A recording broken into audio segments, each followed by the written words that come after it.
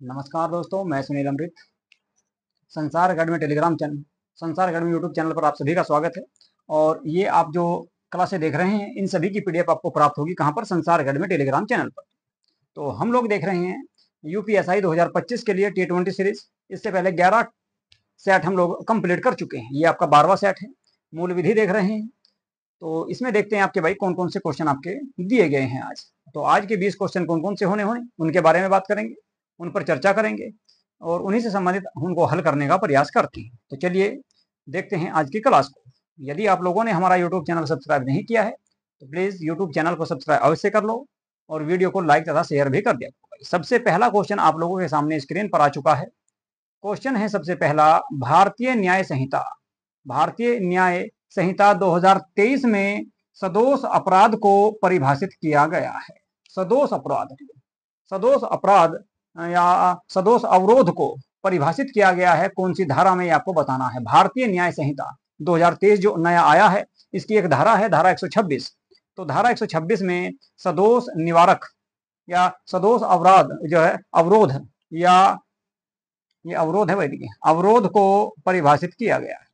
अवरोध को परिभाषित किया गया किसमें? धारा 126 में। तो आंसर आ जाएगा डी। क्वेश्चन नंबर 2 की बात करेंगे। व्याघ्र संरक्षण प्राधिकरण का अध्यक्ष होता है। व्याघ्र यानी कि बाघ, टाइगर संरक्षण अधिनियम, संरक्षण प्राधिकरण का अध्यक्ष कौन होता है, ये आपको इसमें बताना है। देखिए, संरक्षण आपका व्याघ्र संरक्षण प्राधिकरण जो आया, ये व्याघ्र संरक्षण अधिनियम जो आया था, ये 1972 में आया। 1972 में एक एक्ट आया जिसका नाम था वन्य जीव संरक्षण अधिनियम। तो उसी के तहत एक धारा बनाई गई आपकी, धारा 38L। धारा 38L, तो धारा 38L में कहा गया कि व्याघ्र संरक्षण प्राधिकरण जो होगा उसका अध्यक्ष पर्यावरण और वन मंत्रालय का भार रक्षक मंत्री, यानी कि कुल मिलाकर पर्यावरण और वन मंत्रालय जो होगा उसका मंत्री जो होता है, भार साधक जिस पर भार होगा, यानी कि जिसको उस समय नियुक्त किया जाएगा, तो वो इसका क्या होगा? अधिकारी होगा या संरक्षण होगा या इसका अध्यक्ष होगा। तो पर्यावरण और वन संरक्षण, वन मंत्रालय का भार रक्षक मंत्री जो होता है, यानी कुल मिलाकर पर्यावरण व वन मंत्री, इसका क्या होगा? अध्यक्ष होता है। किसका? व्याघ्र संरक्षण प्राधिकरण का। तो सी आंसर इसमें हो जाएगा। क्वेश्चन नंबर 3 की बात करेंगे। क्वेश्चन नंबर 3 है, वन्यजीव संरक्षण अधिनियम के अंतर्गत जानवर शब्द परिभाषित है। वन्यजीव संरक्षण अधिनियम मैंने आपको बताया कि 1972 में आया। इसकी एक धारा है, धारा 2(1), 2 खंड 1, 2 खंड 1 के अंतर्गत, प्राणी के अंतर्गत इसमें आपकी सूची दी गई है। कौन सी? धारा 2 का खंड 1 में सभी जानवरों को या सभी प्राणियों को, स्तनधारी, पक्षी, सरीसृप, स्थलचर, मत्स्य जो ना समुद्र वगैरह में रहते हैं, इसके अलावा अन्य आपके कशेरु कीट के जैसे पक्षी जो और उनके बच्चे और अंडे, उन सभी को शामिल किया गया है किसमें, या परिभाषित किया गया है किसमें? धारा 2(1) में। तो धारा 2 खंड 1 में उन सबको परिभाषित किया गया है। ये था भाई आपका क्वेश्चन नंबर 3। क्वेश्चन नंबर 4 की बात करेंगे। क्वेश्चन नंबर 4 है आपका, विश्व पर्यावरण दिवस कब मनाया जाता है? आप सभी जानते ही होंगे, बहुत आसान सा क्वेश्चन है, तो आंसर इसका देने का प्रयास करो। विश्व पर्यावरण संरक्षण कब मनाया जाता है, या विश्व पर्यावरण दिवस कब मनाया जाता है? तो विश्व पर्यावरण दिवस कब मनाया जाता है, इसके बारे में आप लोगों को बात करनी है। क्योंकि देखिए, विश्व पर्यावरण संरक्षण अधिनियम जो लाया गया था वो कब लाया गया? 1972 में लाया गया। और कब लाया गया? 5 से लेकर 16 जून के बीच में इसका गठन किया गया था। 5 से 16 जून तक विश्व पर्यावरण कार्यक्रम स्थापित किया गया था। कब? 1972 में। 5 जून से कब तक? 16 जून तक।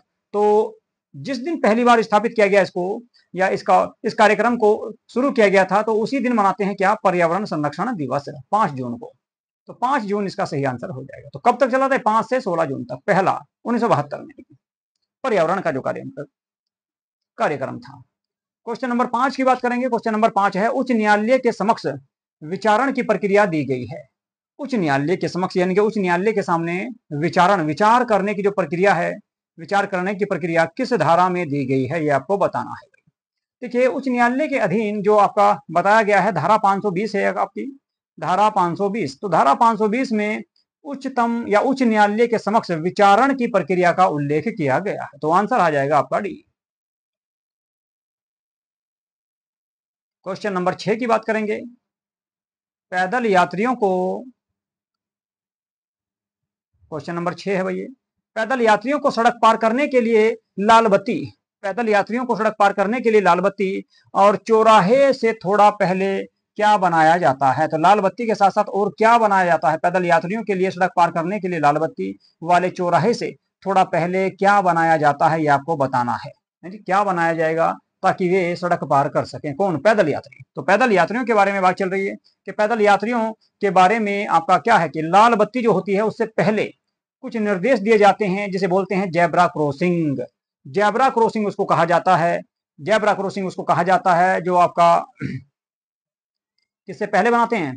तो इसको जेब्रा क्रॉसिंग को रेड लाइट से पहले बनाया जाता है या चौराहे से थोड़ा पहले इसको बनाया जाता है। ठहराव रेखा सड़क पार सफेद या पीली दोनों रंगों की बनी होती है।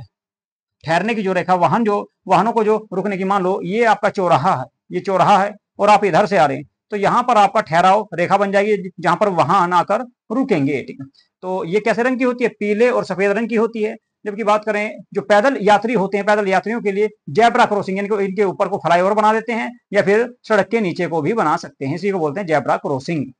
तो आंसर हो जाएगा ए। बात करेंगे क्वेश्चन नंबर 7 की।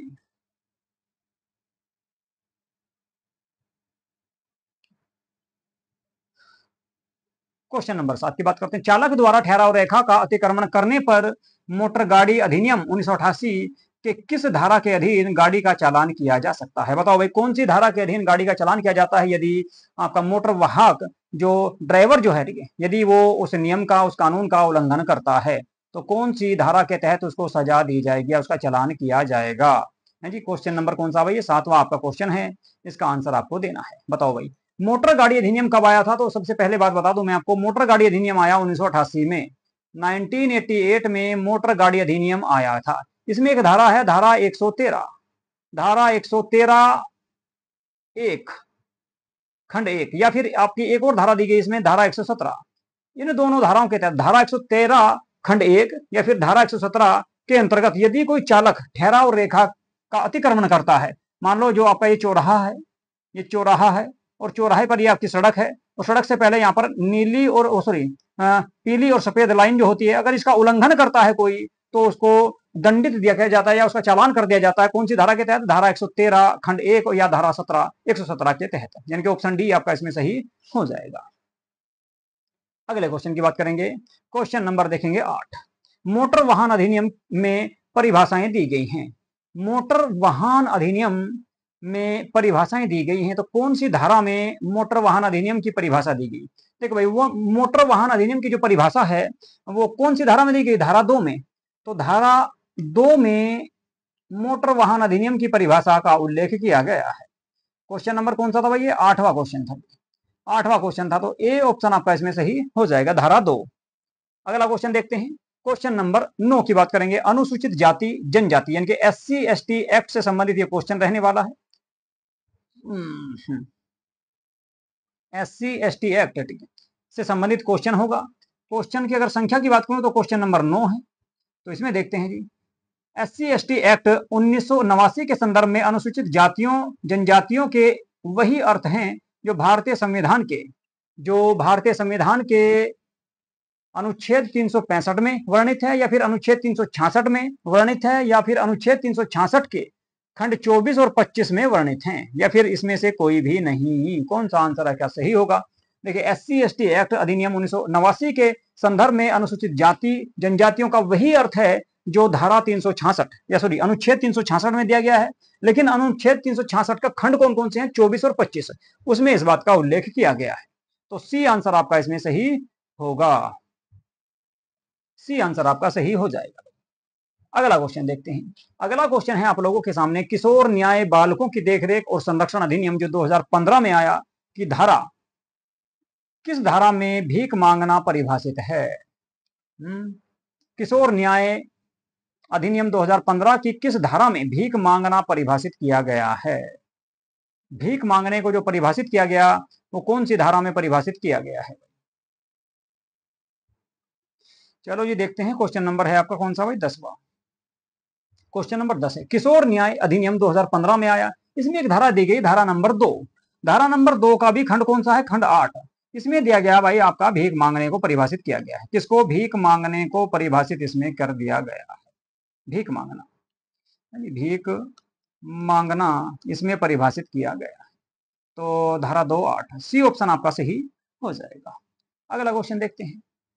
अगला क्वेश्चन है, घरेलू हिंसा से महिला संरक्षण अधिनियम के अंतर्गत परिभाषा से संबंधित धारा है। यानी कि कुल मिलाकर पूछा गया है घरेलू हिंसा से संबंधित आपका घरेलू हिंसा एक्ट जो आया, घरेलू हिंसा से महिला संरक्षण अधिनियम के अंतर्गत किस धारा में इस बात की चर्चा की गई है कि आपका घरेलू हिंसा को परिभाषित कुल मिलाकर किस धारा में किया गया है, ये आपका पूछा गया। देखिए, दंड प्रक्रिया संहिता 1973 जो है, दंड प्रक्रिया घरेलू हिंसा संरक्षण अधिनियम, घरेलू हिंसा या घरेलू हिंसा से महिला संरक्षण अधिनियम कब आया? 2005 में आया था भाई, 2005 में ये आया था। तो 2005 में ये एक्ट आया और इसके अंतर्गत एक धारा दी गई है, धारा नंबर 2। तो धारा नंबर 2 में इसको परिभाषित किया गया है। घरेलू हिंसा को, महिलाओं से संबंधित जो अपराध होते हैं उनको परिभाषित किया गया। कौन सी धारा में? धारा नंबर 2 में। एक्ट कब आया था? 2005 में। चलिए जी, क्वेश्चन नंबर कौन सा था भाई? ये क्वेश्चन था जी आपका 11वां। अगले क्वेश्चन की बात करेंगे, क्वेश्चन नंबर 12।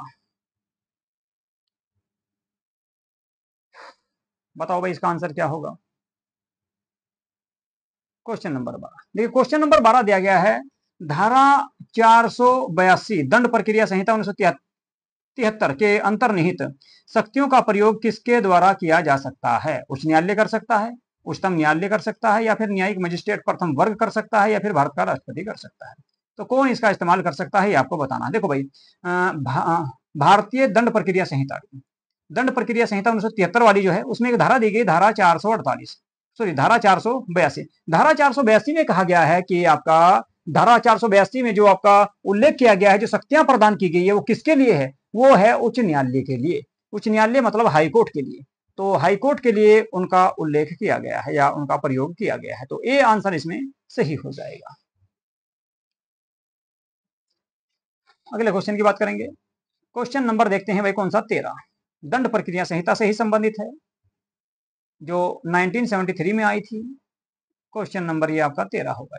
दंड प्रक्रिया संहिता 1973 की धारा के तहत सार्वजनिक उपद्रव हटाने के लिए आदेश पारित करने का अधिकार मजिस्ट्रेट को प्राप्त है। यानी कि मजिस्ट्रेट जो होता है, अगर कहीं पर भीड़ प्रदर्शन हो रहा है या कहीं पर जो है आपका हंगामा हो रहा है, उपद्रव मचने वाला है, तो उसको कौन सी धारा के तहत हटाने का अधिकार किसको है? मजिस्ट्रेट को दिया गया। तो एक धारा दी गई आपकी दंड प्रक्रिया संहिता 1973 में, 133 धारा 133 के तहत वो उस उपद्रव को हटाने का आदेश जारी कर सकता है। 133, ठीक है। 133 कहां दिया गया? है नहीं, ये रहा, ठीक है, डी। तो डी आंसर आपका सही हो जाएगा।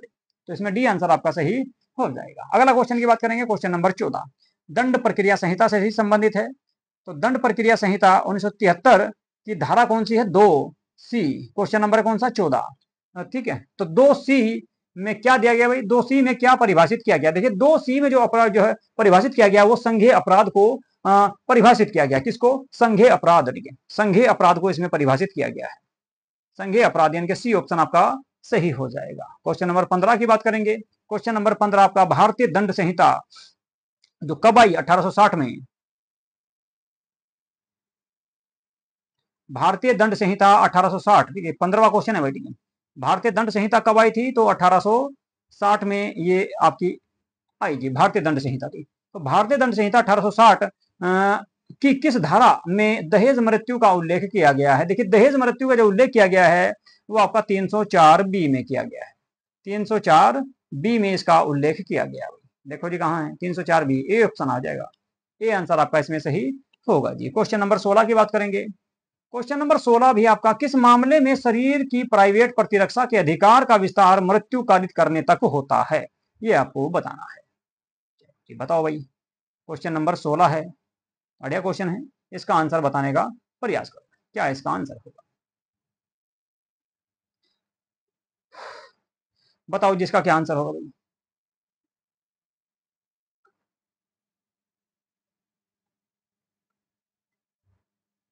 देखिए भाई, किस मामले में शरीर की प्राइवेट प्रतिरक्षा के अधिकार का विस्तार मृत्यु कारित करने तक होता है? तो वो होता है भाई किसमें आपका ए में दिया गया आपका क्या, ए में दिया गया सदोष अवरोध, तो ये तो नहीं होगा। हमला भी नहीं होगा। बलात्संग करने के आशय से किया गया हमला, बिल्कुल सही रहेगा। बलात्संग यानी कि बलात्कार करने के उद्देश्य से किया गया हमला इसमें शामिल हो जाएगा। अपहति भी नहीं आएगा, तो सी आंसर आपका इसमें सही हो जाएगा। क्वेश्चन नंबर 17 की बात करेंगे। अगला क्वेश्चन देखते हैं, ये 16वां था भाई, 17वां क्वेश्चन देखते हैं। भारतीय दंड संहिता की धारा 34 में कौन कौन से आवश्यक तत्व सम्मिलित हैं? ये आपको बताना है। बहुत बढ़िया क्वेश्चन है और आसान भी ये आपका क्वेश्चन रहेगा। इसमें कोई ज्यादा हार्ड ये आपका ऑप्शन नहीं दिए गए, इसका आंसर आपको बताने का प्रयास करना। भारतीय दंड संहिता जो है कब आई भाई? 1860 में ये आई थी। तो इसमें एक धारा दी गई है, धारा 34।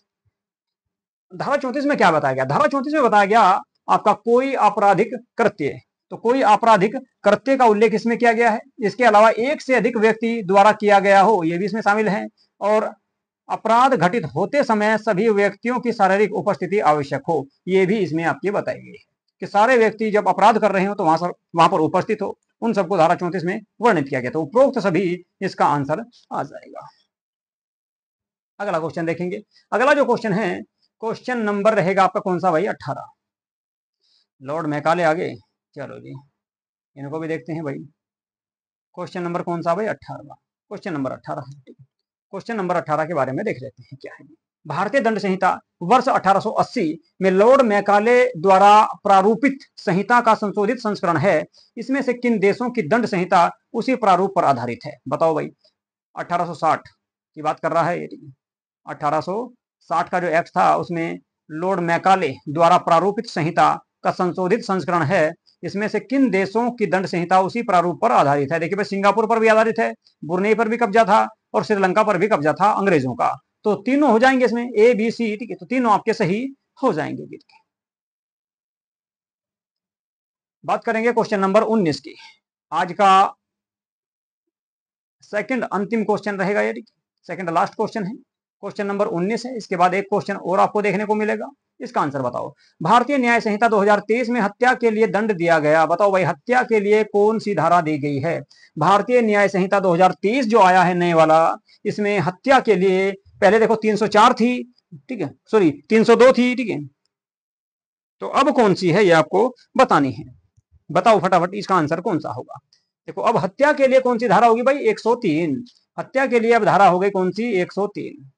103 पहले कौन सी थी? 302। 302 ठीक है।